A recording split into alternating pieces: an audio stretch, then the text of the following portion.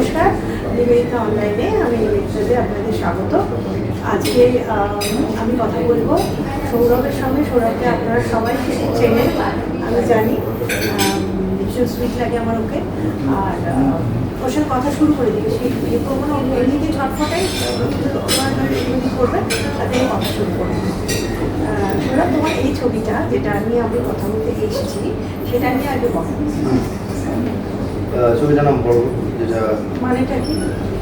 শিবের আরেকবার। আচ্ছা, এবার সেটা কেন মেটামরফোসিস, সেটা সিনেমা দেখলে বোঝা যাবে যে কেন নামটা বর্গ দেওয়া হয়েছে। কোনো চরিত্রের নাম না, কিছুই না। তো সেইভাবেই প্লেস বর্গ নামটা সেই জন্যই দেওয়া হয়েছে। এবং তাছাড়া আমার চরিত্র নিয়ে যদি বলতে হয়, আমার চরিত্রের নাম হচ্ছে কৌস্তব, একটা কোয়েন্টিসেনশিয়াল বাঙালি ছেলে। বাঙালি ছেলেরা প্রথম তিন জায়গা করে উপায়ী করে, এবং কোন অঞ্চলের ছেলে দেখাচ্ছে? অবসর। তো সে কাজ করে একটা, ওর আর একটা কাজ হচ্ছে প্রেমে পড়া, এবং সেইভাবে কীভাবে তাকে যেরকমভাবে সে কি করে, মানে যে কৌস্তব কি করে? এমনি কর্পোরেটিভ কাজ করে, অবসরের ছেলে কর্পোরেটিভ কাজ। হ্যাঁ, তো সেখানে মানে কলকাতায় আসে? হ্যাঁ, কলকাতায় আসে, কলকাতায় এসে কাজ করে, আবার ফিরে যায়। আচ্ছা। হ্যাঁ, basically what we are celebrating through the film is a love that this guy has for this woman, যেটা হচ্ছে শর্মিলার চরিত্র। তো সেইখানে সেইভাবে কীভাবে সে প্রেম নিবেদন করে, সেটা starts of with the love story. It's basically a love story, যেটা ফাদার ডটার, মানে প্রান্তিকা এবং ফরাজদার ভালোবাসা, ফাদার ডটার লাভ, এবং অবভিয়াসলি যেরকম আমাদের হিরো হিরোইনের প্রেম হয় যেরকম, সেরকম নয় এটা একেবারেই। তোমার এই দর্শকের সাথে খুবই ভালো চলছে। মানে এর থেকে বেশি কিছু, মানে প্রাইভেট লাইফ নিয়ে আমি প্রথমত খুব একটা বলতেই ইচ্ছুক নেই, সেখানে খুব একটা কোথাওই বলি।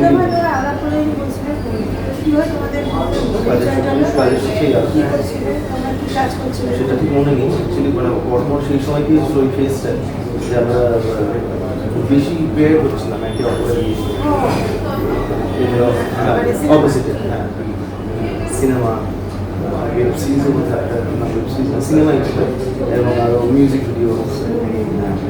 সেরকমভাবেই অ্যাকচুয়ালি বন্ধুত্বটা আরও ভালো ছিল। যেহেতু 2015 সাল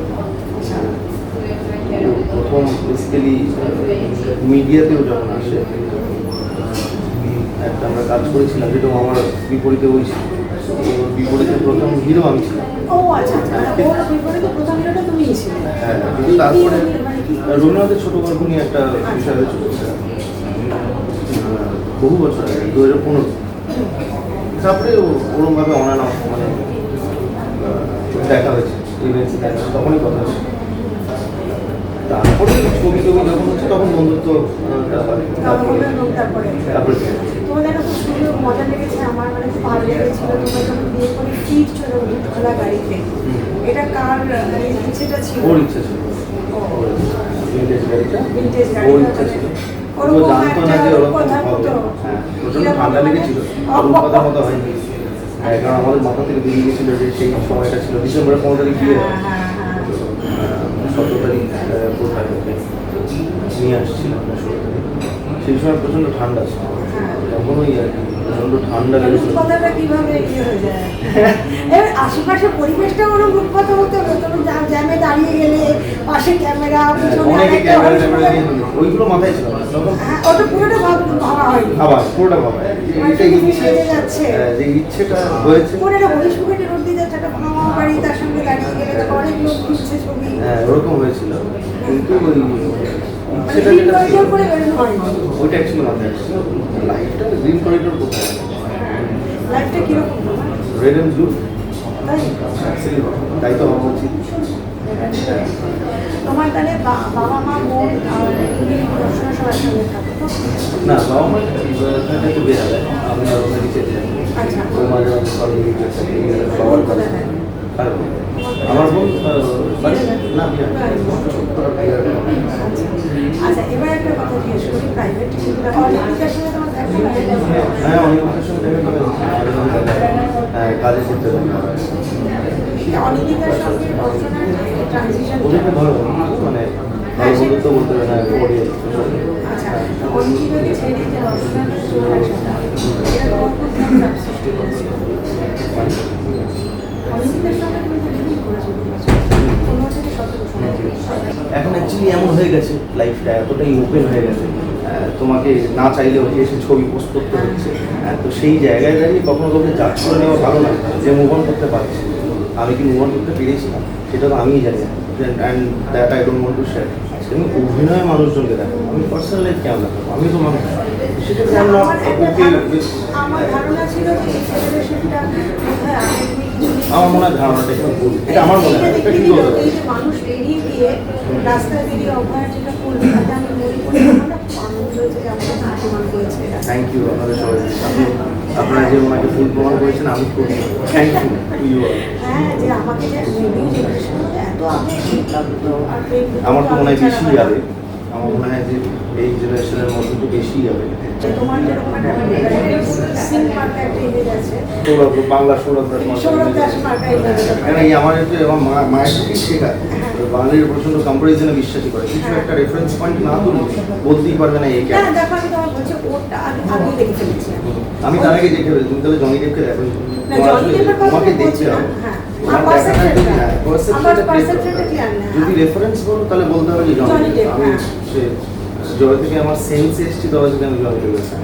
সে ব্ল্যাক নেল পলিশ করতো, চোখে কাজল করতো, গোপন করতো। আর আমি যেহেতু শুরুতে আমি গান বাজনা করতাম, ব্যান্ড ছিল, তো সেক্ষেত্রে আমার তো আমার নেল পলিশ ছিল, আমার এখানে পিয়াসিং ছিল, আমার এই দুটা কাটা এখানে একটা পিয়াসিং ছিল। তো রণবীর সিং চিনেছি 2011-2012 এবং টিআরআই আগে থেকে বেসিক্যালি তুমি সেটা সুবিধা হয়তো হচ্ছে, কিন্তু মানুষের ইমেজ ক্রিয়েশনে একটু ভুল হচ্ছে যে বাঙালি মানে কপি করে, এটা সো ইনভলন্টারি বা unknowingly you are pulling down Bangali. এই যে লোকজন যখন কমেন্ট করে যে গরিবের লেখে, না অনেকে লিখে, তোমার কথা না, যারা লিখে গরিবের লেখে, কারণ হচ্ছে তারা গরিবের জনতা, নিজেদেরকেই গরিব করছে, বোঝা যাচ্ছে। মানে আজকে সেই যদি তার নিজের কমিউনিটির একজনকে যদি নিচু করে দেয় তার থেকে, সে নিজে নিচু বলেই তো তার থেকে নিচু করে। যাই হোক, আমি কারো তুলনা করছি তোমার এই যে পাঙ্ক ব্যাপারটা, তোমার মধ্যে যে একটা এই যে আমার এখানে তো ছোটবেলা থেকে এখানে একটা ট্যাগ হয়েছে, পাঙ্ক বললে অল্টারনেটিভ রকের যে ভগবান আর বলেন তার হাতের লেখা আমার এখানে একটু বেশি দেয়। হ্যাঁ, সেই ছোটবেলাটা থেকে পরে তোমার এই যে একটা একটা কি বলবো, একটা বহিলিয়ান একটা পাগলা পাগলা একটা ইমেজ আছে। হ্যাঁ, এটা আবার পাগলা বলে আবার অনেককে তুমি অফেন্ড করবে। ও যা ভাবে ভাববে, ওই তো কমেন্ট নিচে আসবে, ট্রোল করবে করবে, ওই যে ওই রকম যে আছে যে একটা মানে হ্যাঁ, যেটা ভীষণভাবে তুমি কাজে লাগিয়েছো বলতে পারি, একটা অদ্ভুত চরিত্র যেটা তোমাকে মানে একদম স্ট্যান্ডার্ড চরিত্র বলা যায়, এবং ওটা তোমাকে অত্যন্ত একটা জায়গা মানে একটা মানে বলে না একটা ইয়েতে নিয়ে গেছে, সেই জায়গায় নিয়ে গেছে, সেটা নিয়ে তুমি সেইটা আমাকে সেইটা কতটা হেল্প করেছে, আমার সৌরভ যেটা সেটা কোনো চরিত্রই না, হয়তো তার কয়েকটা নুয়ান্সেস সেটা থাকতে পারে। আমি মন্টু প্যালেটের জন্য যেটা আমি সেটা তো আমি নই, মানে আমি ওরকম কথা বলি, আমি ওরকম অঙ্ক গালাগালি দিই, আমি ওরকমভাবে সেটা তো এরকম না, আমি বাড়িতে খুবই শান্ত, যেটা বাইরে গিয়ে তোমরা দেখো that is what I show. আমি এন্টারটেইনার, আমি যখন দরজা থেকে বেরিয়ে তখন একদম মানুষ হয়ে থাকি পুরোটা। ভীষণ স্ট্রং একটা ওই চরিত্রটা খুব মনে ছাপ ফেলে দেওয়া একটা চরিত্র। হ্যাঁ, সেটা সেই চরিত্রটা ডিমান্ড করছে, সেই জন্য আমার হতে হয়েছে। আমি যা দেখেছি, আমি লাইফ থেকে যা শিখেছি, যেহেতু যেরকম বললাম আমি খুব কম বয়স থেকেই বাড়ি থেকে বেরিয়ে এসেছি, থিয়েটার করতাম, রংপুর গিয়ে যে আনবাসার রিহার্সাল ব্যাট, সেখানে চাদর পেতে ঘুমাতাম বছরের পর বছর। সেক্ষেত্রে আমি তখন 17 বছর বয়সে আমি বাড়ি ছিলাম, আমি আসি। তারপরে আমি যেহেতু ক্লাস 5-এর পর থেকে আমি একা স্কুলে যেতাম, স্কুল থেকে ক্লাস 6 থেকে, সেই জন্য ক্লাস 6 আমরা চলে আসি বিদ্যালয়ে। তার আগে পর্যন্ত থাকতাম সিক্স থেকে যখন চলে আসতাম তখন থেকে আমি যাতায়াত করতাম। এমনকি অনেক স্টুডেন্টের গার্জেনরাও মা বাবাকে বলতে যতদূর সম্ভব, কিন্তু তাদের কাছে কোনো উপায় ছিল না, দুজনেই চাকরি করতো, 9 বেরিয়ে যেত, 10 বেরিয়ে যেত। হয়তো ওই আমাদের চায়ের দোকানে যে ছিল তাকে বলা থাকতো যে দেখে নিই যেন হ্যাঁ সেটা দ্যাট হ্যাজ হেল্প মি, খুব ভালো হয়েছে। That has help me in my work. আমি তোমায় বললাম মন্টু পাইলটের চরিত্রটা আমি নেই, আমি দেখেছি তো ওরকম ভালো ভালো সেক্ষেত্রে ওটা আমার সাহায্য করছে। তখন থেকে তোমার ভীতিটা কেটে গেছিল বলো 16-এ? হ্যাঁ সেটা এবং তোমার বাবা মাকে ক্লিয়ার করার একটা অবদান, কারণ এর মানে তো ছাড়া যায় না। মা বাবারা সেইটা তারা বোঝে না, সেটা তারা এখন সেটা কষ্ট হয়ে যায় এত অল্প বয়সে আমি নিজেকে ঠিক মতো নিজেই গুছিয়ে নিচ্ছি সব। হ্যাঁ আমরা পারি, এটা পারি। এরকম একটা ধরনের ব্যাপার, কিন্তু মাকে বুঝিয়েই পারি না। এটা যদি না করতো তাহলে হয়তো আমি যে লাইফটা দেখেছি এই জায়গাটায় আমি পারতাম না, আমার কাজে মা অসুবিধা। বাবা কি করতে? নিশ্চয়ই দুজনেই করেছে। দুজনেই রিটায়ার করে গেছে, দুজনেই গভর্নমেন্ট জব করে, Government। মা স্টেট গভর্নমেন্ট, বাবা সেন্ট্রাল। আচ্ছা আচ্ছা। আর তোমার বোন কেমন কি করে? মনে হয় পড়ে না, আচ্ছা মনে হয় পড়ে না, ইউনিভার্সিটি কলেজ আচ্ছা। পড়াচ্ছে। পড়াচ্ছে? ও আচ্ছা আচ্ছা। তো তাহলে তো তোমাদের মানে ছোটবেলাটা খুব সুন্দর একটা মিশন করে কেটেছে। খুবই মিষ্টি। এখনকার দর্শনা তোমার নতুন নাম বলছে দর্শনা বা সঙ্গীতা বা যারা আরও অনেকে আছেন, মানে ইয়াং জেনারেশন। আমি শ্রাবন্তী বা অনুষ্ঠ ওদের কথা বলছি, তাদের মধ্যে তোমার ফেভারিটটা তোমাদের যদি পরপর বলবো ভালো অভিনেত্রী যারা আছে, মানে 1, 2, 3, 4 করে তোমার তোমার ভালো না মোটামুটি তোমার ভালো আমার লাগে। শ্রাবন্তী অভিনয় খুবই ভালো লাগে।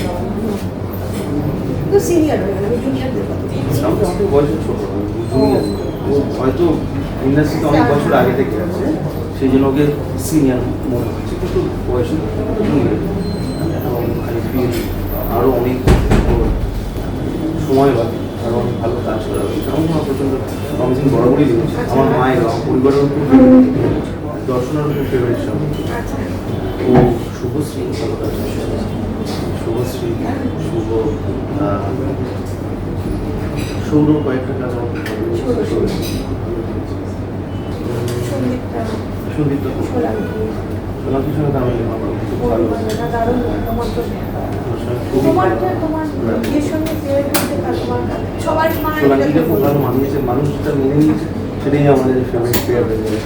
যদি সোনাক্ষীর সঙ্গে আমার খুব ভালো লাগে, অ্যাকচুয়ালি দর্শনের সঙ্গে প্রচণ্ড ভালো লাগে। অল্প হলেও সত্যি যারা দেখেছে, ওরা যখন রিলিজ করবে ওটি তখন দেখলে বুঝতে পারবেন যে ওর সঙ্গে আমাদের খুব ভালো মানায়, আমার মনে হয়। এবং মানুষজন তাই বলছে যারা যারা দেখেছে সেই সময়। আর